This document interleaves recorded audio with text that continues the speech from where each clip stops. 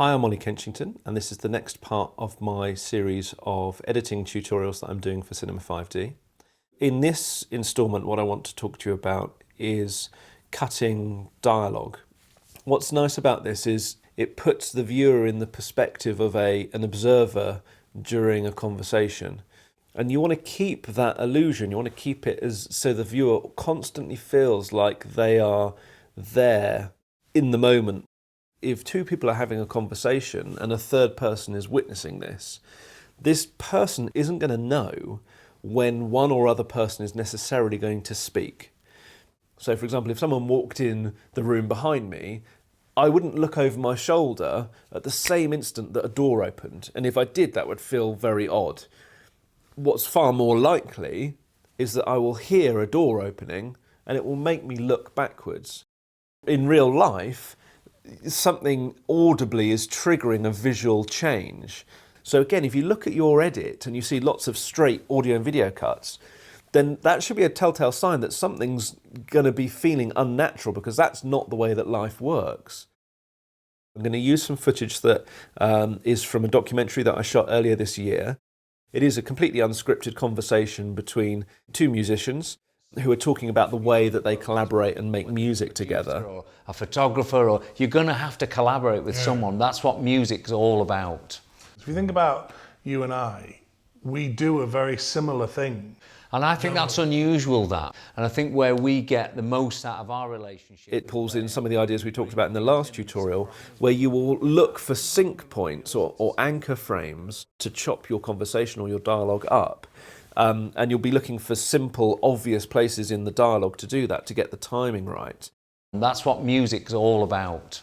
If you think about you and I... Then you'll be rolling the video, not the audio, because you've just got that sounding right, but the video away and creating split edits. You're going to have to collaborate with someone. That's what music's all about. If you think about you and I, we do a very...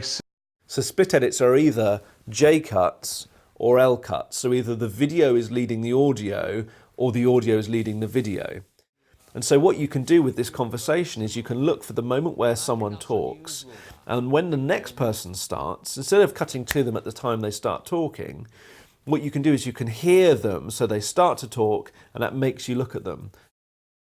It's this lovely flow of J cuts and L cuts, splitting those video and audio edits all the way through to create this lovely natural rhythm. You would spot it as I would spot it. That's right. Well, I mean, if you think about... So it's a really good way of keeping your viewer feeling as if they're spectating this conversation and feeling like they could well be there witnessing this. At some point in the musical process, whether it's a producer or a photographer, or you're going to have to collaborate with someone. That's what music's all about. If you think about you and I, we do a very similar thing. And I think that's unusual, that. And I think where we get the most out of our relationship is where we bring things in and surprise one another. That moment where you listen to something and kind of go, oh, I wouldn't have done that. Yes. How did you do that? That's what I like. Yeah. That's why I think collaboration is so important. And it's funny that not only from a songwriting point of view, musically as well, you know, when we sit and listen to mixes, when we sit and listen to people who produce our songs, or even people who mix our show, our theatre show, I would say the same thing as you. You would spot it as I would spot it. That's right. I mean, if you think about how we've managed to make... So good luck, put this into practice. Let me know if these tips and tricks that I've been doing are working for you. Use the comments below to feedback to me, let me know how you're getting on with it. And until next time, thanks very much.